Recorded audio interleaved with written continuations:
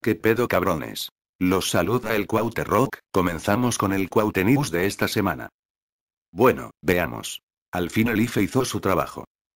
Prohíbe el IFE a Segov spots sobre seguridad.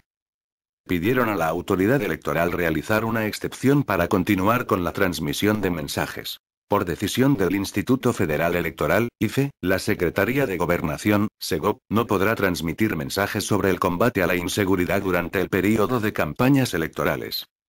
El secretario de Gobernación, Alejandro Poiré, informó que pidieron a la autoridad electoral realizar una excepción para continuar con la transmisión de mensajes de una campaña contra la extorsión telefónica a través del número telefónico 088.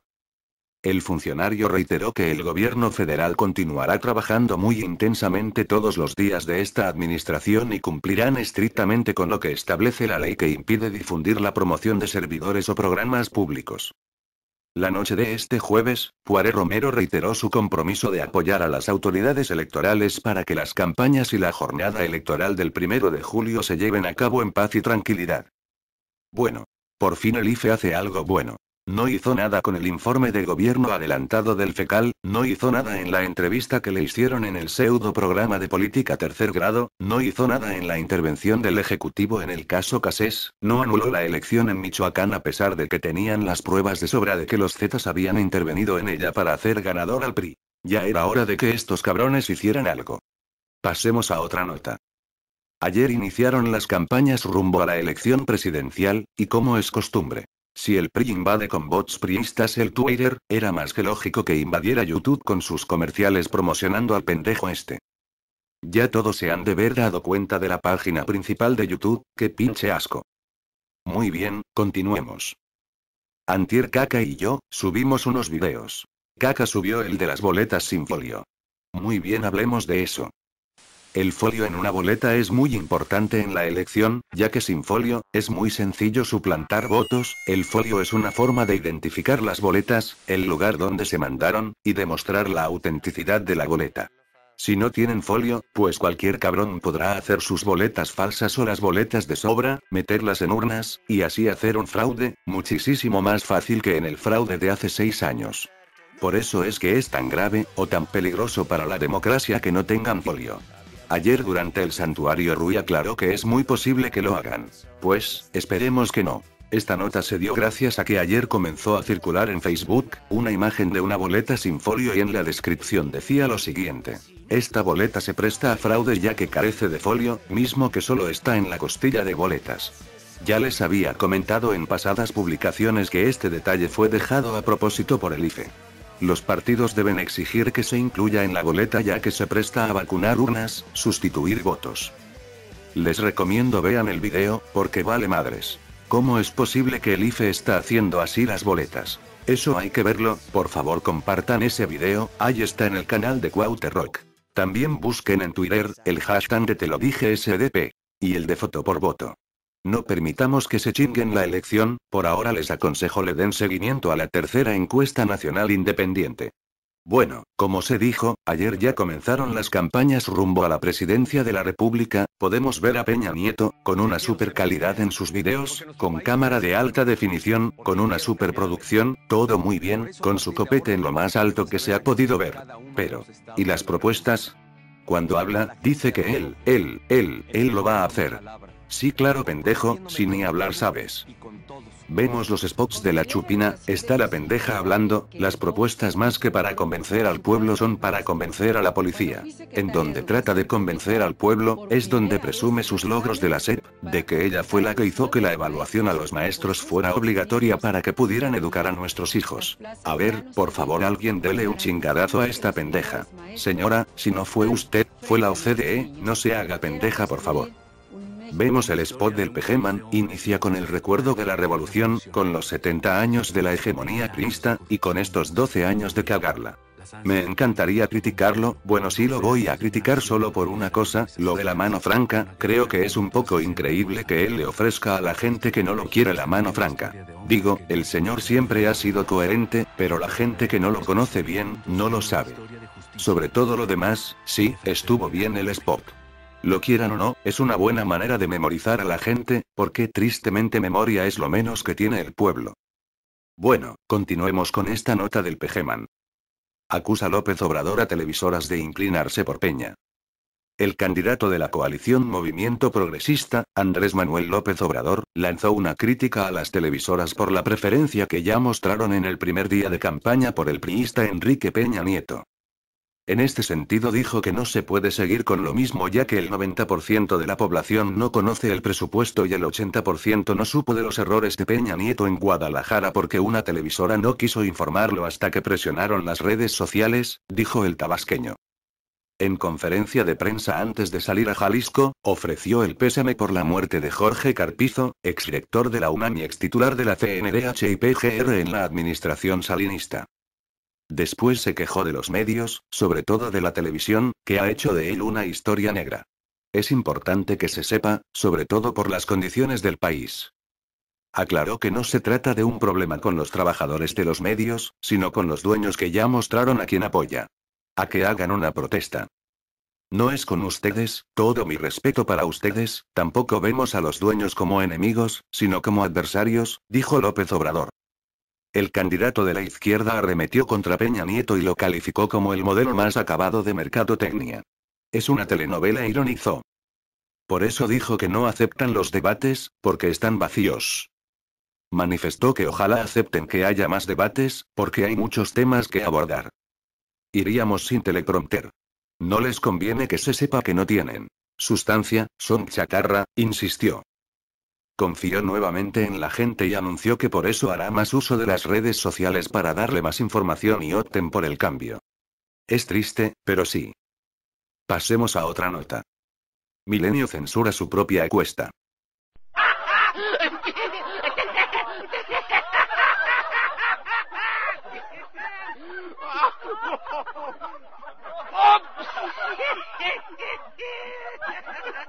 Increíble. Todos contra el pobre peje, todos contra ese pobre güey.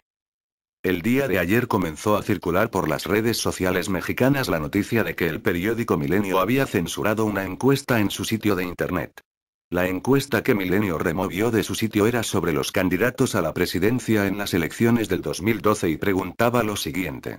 Para la elección a presidente de la República, ¿cuál es tu candidato favorito? El periódico Milenio no dio una explicación sobre por qué removieron su encuesta dando lugar a suspicacias ya que en dicha encuesta Andrés Manuel López Obrador, AMLO, registraba un 80% de las preferencias de los visitantes del sitio. Milenio censuró su propio sondeo porque no les gustó quién iba ganando. Es importante destacar que cualquier encuesta en Internet dista mucho de ser científica y por lo tanto no representa claramente las actuales preferencias electorales de la ciudadanía. Al mismo tiempo resulta sumamente interesante la increíble falta de correlación entre las encuestas científicas que reportan a Enrique Peña Nieto al frente de las preferencias y los resultados de encuestas de Internet que colocan a AMLO como favorito. ¿Qué sucede? La mayoría de los usuarios de Internet votará por AMLO mientras que el resto de la población votará por Peña Nieto. No lo sabemos, tendremos que esperar hasta julio. Mientras tanto nosotros vamos a realizar exactamente el mismo sondeo que Milenio removió de su sitio de Internet. Bueno, por eso les digo que busquen la segunda encuesta nacional independiente. Esas mamadas de que el copetes va a la cabeza son tan falsas como las nalgas de Ninel Conde. Pasemos a otra nota. 1.200.000 mexiquenses viven en pobreza extrema. 1.200.000 mexiquenses viven en pobreza extrema, incluso hay días que no tienen ni para comer, informó la secretaria de Desarrollo Social del Estado de México, Elizabeth Vilchis Pérez. Al reunirse con empresarios del Estado, la funcionaria estatal explicó que en la entidad 6.5 millones de personas, el 43% del total de la población, enfrentan alguna condición de vulnerabilidad, principalmente relacionada con la pobreza. Indicó que de los 125 municipios, el mayor porcentaje de la población en extrema pobreza y vulnerabilidad en diversos aspectos como vivienda, alimentación y transporte, se concentra en solo 25 demarcaciones. De esas concentraciones, 24 se ubican en la región del Valle de Toluca y 1 en la región del Valle de México, agregó. Vilchis Pérez precisó que esto no significa que en los otros 100 municipios no existan condiciones de vulnerabilidad, porque en todos existen zonas de vulnerabilidad, solo que en los otros 25 las condiciones son mayores.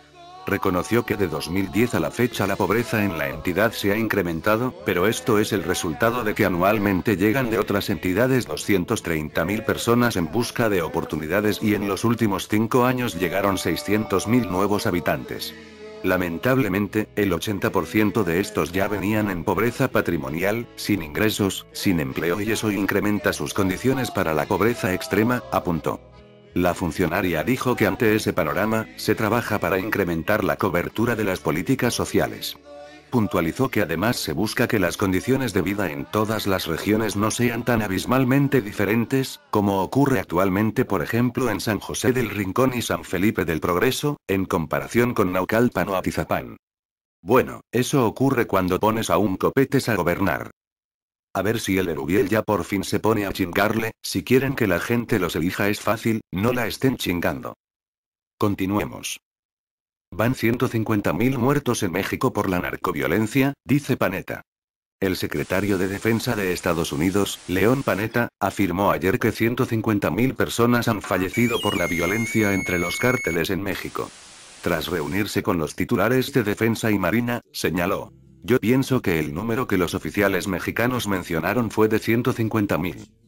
Las declaraciones de Panetta, que no precisó a qué período se refería, se conocieron en el contexto de la primera reunión de titulares de defensa de Canadá, Estados Unidos y México, realizada en Ottawa, con el objetivo de intensificar la cooperación de los tres países para combatir el tráfico de drogas y coordinar las ayudas necesarias en caso de desastres naturales. Medios canadienses reportaron que Galván dijo a sus contrapartes que su país está enfrentando una amenaza colosal de los cárteles, y que estos se están peleando entre sí por el control de rutas de contrabando usadas para trasladar drogas al norte del continente. Galván expresó que la guerra contra las drogas ha costado la vida a 50.000 mexicanos y advirtió que los cárteles que operan en su país tienen nexos tanto en Canadá como en Estados Unidos. Asimismo, precisó que las más recientes cifras oficiales dadas a conocer en enero de este año en México, indican que desde 2006 han muerto 47.500 personas a consecuencia de la violencia del narcotráfico. En la reunión de Ottawa, los gobiernos de México, Estados Unidos y Canadá formalizaron un mecanismo de diálogo permanente para forjar alianzas clave contra las amenazas a la seguridad de Norteamérica. En conferencia de prensa conjunta, en que participaron los dos funcionarios mexicanos, el estadounidense Panetta y el ministro de Defensa de Canadá, Peter MacKay, el general Galván resaltó: "No venimos a mencionar quiénes son los culpables del problema, es obvio que todos los gobiernos hemos dejado de hacer algo para que el narcotráfico se encuentre en la dimensión que observamos ahora". El canadiense MacKay dijo: "Lo que estamos viendo hoy es el reflejo de un muy fuerte deseo por parte de los tres países de entrar de lleno a la solución de estos problemas". Por la noche, las secretarías de la Defensa y de Marina desmintieron haber referido la existencia de 150.000 muertos en México, derivados de la violencia entre organizaciones criminales, como afirmara el secretario de Defensa de Estados Unidos, Leon Panetta, en la reunión trilateral de ministros de Defensa de Norteamérica. Esa cifra, aseguraron, corresponde a todo el continente americano al año.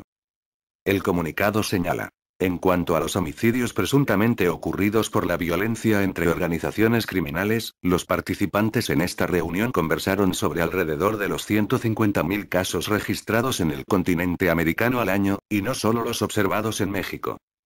Bueno, esto ya se aclaró, según dijo la Secretaría de Defensa, se referían a todo el continente y esta cifra era anual. Panetta también ya aclaró el malentendido. Pero de que son más de 100.000 mexicanos muertos en esta guerra contra el pueblo, pues eso sí es verdad, y aún faltan los desaparecidos, los que se guardan, faltan un chingo de muertos. Ay Calderoncito, eres un pinche asesino, ojalá te encierren, animal. Qué bonito, verdaderamente, qué bonito.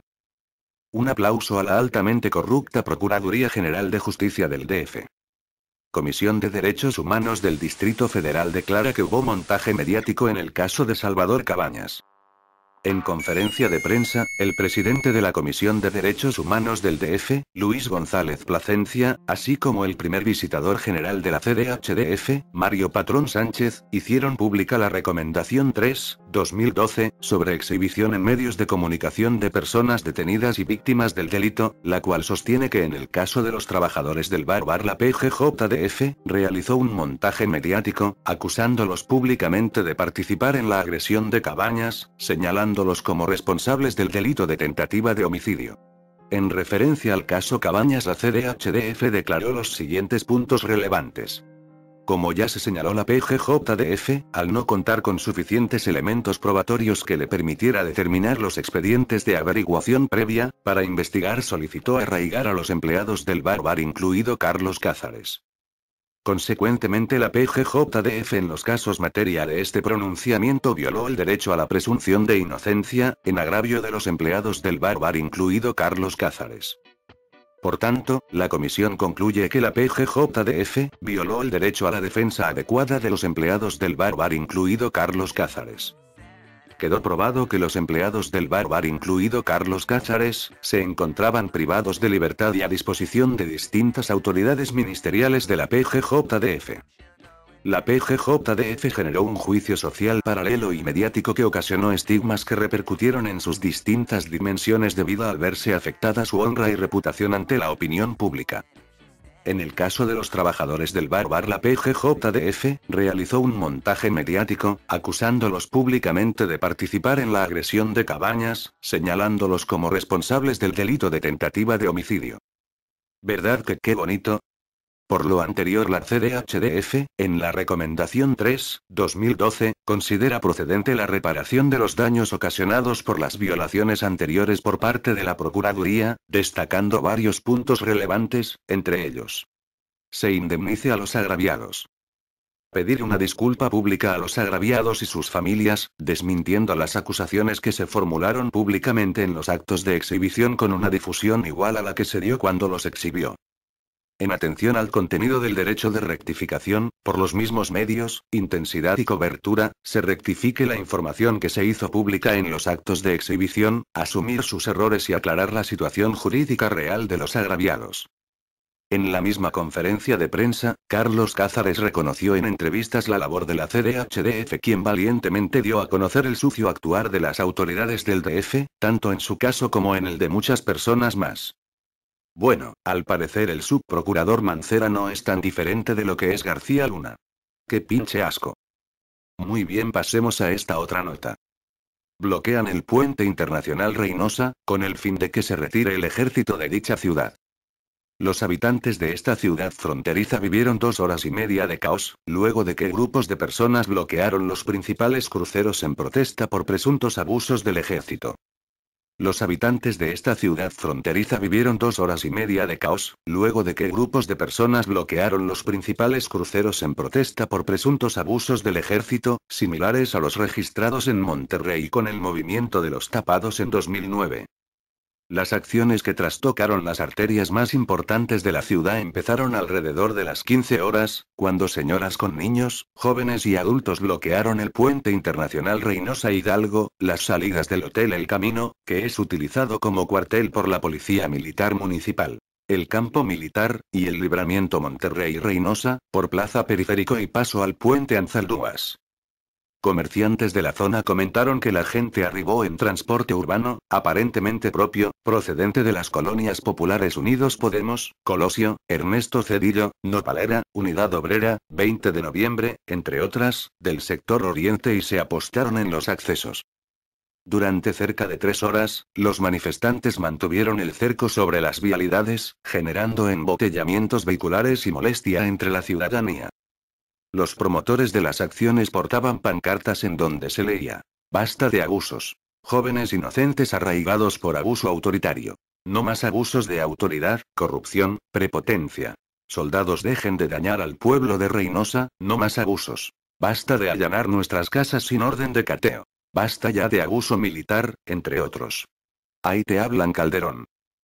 Los incidentes mayores se registraron en el crucero de Avenida Hidalgo y Praxedis Balboa, primer crucero al que llegaron policías federales para disolver el movimiento y retirar los bloqueos. Allí sometieron a varios choferes, los revisaron y luego los dejaron ir. En el puente internacional Reynosa Hidalgo y en el Hotel El Camino, Best Western, a pesar de la fuerte presencia militar, los soldados no intervinieron, solo se limitaron a observar y a tratar de persuadir a las mujeres para que se retiraran. A la hora de los bloqueos, las autoridades municipales inauguraban un zoológico al lado del balneario público La Playita y apenas unas horas antes, el gobernador Egidio Torre había inaugurado el Centro de Lenguas de la UAT, del cual se retiró vía aérea a la ciudad Victoria. Cerca de las 17:40 horas, la Policía Federal implementó un operativo de emergencia para desbloquear las principales arterias y recuperar la vialidad, usando maquinaria pesada como trascabos y retroexcavadoras. Hasta anoche no había denuncias ante las autoridades de despojo de vehículos. Entren a ver el video de la entrevista a Calderón en tercer grado. Verán cómo están a favor de este pinche asesino que liberó a sus perros. Pinche gobierno espurio. Lo peor es que todo esto se pudo haber evitado si hace 6 años, no hubieran hecho fraude. Pinche narco presidente. Muy bien, veamos esta otra nota. Alcanza la deuda pública a nivel histórico en el presente sexenio. La deuda contratada por el gobierno federal alcanzó nuevos máximos históricos.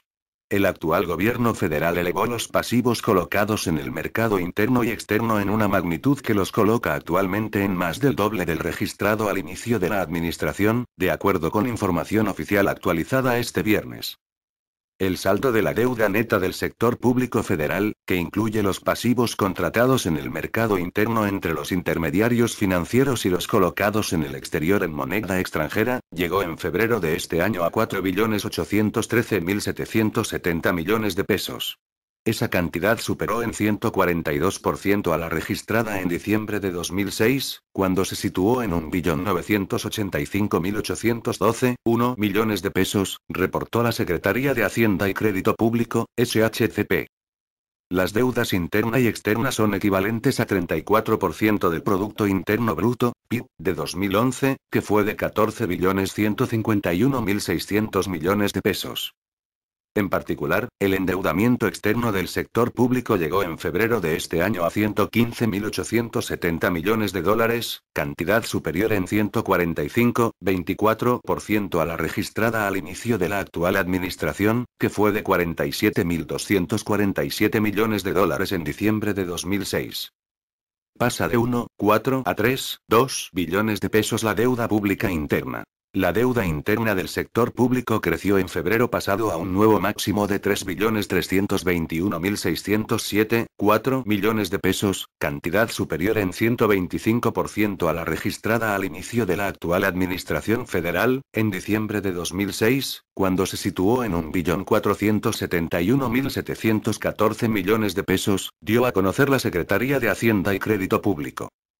En los 2 primeros meses del año, el gobierno federal, Banca de Desarrollo y las empresas paraestatales incrementaron el saldo de la deuda contratada en el mercado interno en 63.127,9 millones de pesos.